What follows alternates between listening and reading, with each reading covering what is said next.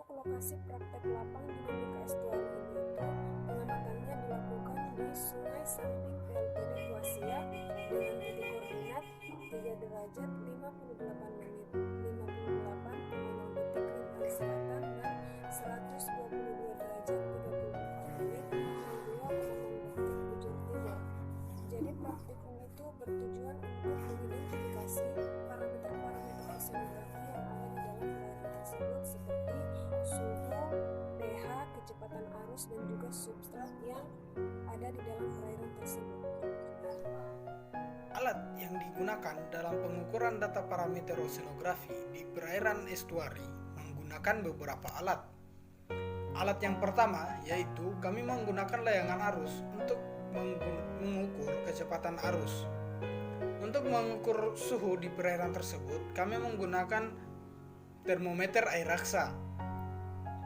Sedangkan untuk menentukan tingkat keasaman dari perairan tersebut, kami menggunakan pH indikator. Untuk menentukan titik koordinat di wilayah pengamatan, kami menggunakan handphone dengan aplikasi Google Maps. Pengambilan data kecepatan arus dan itu titik lokasinya di Sungai Samping PLTD Huasia. Dalam pengambilan kecepatan arus ini menggunakan alat sederhana yang memanfaatkan botol bekas yang bersihkan air dan tali sepanjang 10 meter. Cara penggunaan alat yaitu botol dilepaskan di air, kemudian stopwatch dijalankan. Setelah itu tunggu sampai talinya renggang dan hentikan stopwatch. Rumus yang digunakan untuk mengukur kecepatan arus ini yaitu V S per T, di mana S adalah jarak, T adalah kecepatan waktu yang digunakan. Kemudian hasil pengukuran itu menggunakan 10 meter tali dan jarak yang digunakan waktu yang digunakan yaitu 4,5 menit, di mana menghasilkan 0,037 meter per sekon. Oke, baik, di sini saya akan melanjutkan hasil pembahasan mengenai praktikum dinamika estuari. Di sini saya akan menjelaskan substrat di perairan PLTD Huasia yang memiliki 3 tipe substrat, yaitu berpasir, kerikil, dan berlumpur. Di sini ada gambar yang dapat ditampilkan.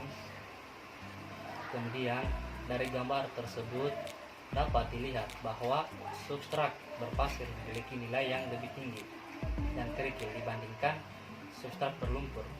Hal ini disebabkan adanya reklamasi di sekitaran perairan tersebut yang dapat mempengaruhi kurangnya nilai substrat berlumpur. Oke, baik, itulah penjelasan singkat dari saya mengenai substrat di perairan. Baik, di sini saya akan menyampaikan pH yang didapat dari hasil pengamatan yang dilakukan di Sungai Samping PLTD Huasia. Seperti yang kita ketahui, pH atau power of hydrogen adalah derajat keasaman yang digunakan untuk menyatakan tingkat keasaman atau kebasahan dari suatu lautan. Dan kemudian pada hasil pengamatan kali ini, pH yang didapat adalah 5. Mungkin cukup sekian dari saya. Terima kasih. Jadi saya akan menyampaikan suhu pada praktikum kami yaitu dinamika estuari dan lokasi yang kami ambil yaitu di samping PLTD Huasia. Sebelum saya menyampaikan suhu terlebih dahulu pada praktikum kami, terlebih dahulu saya menjelaskan apa itu suhu.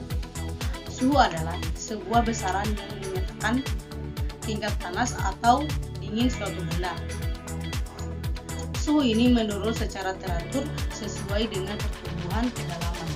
Namun, pada lapisan air tertentu, suhu air menurun dengan tajam.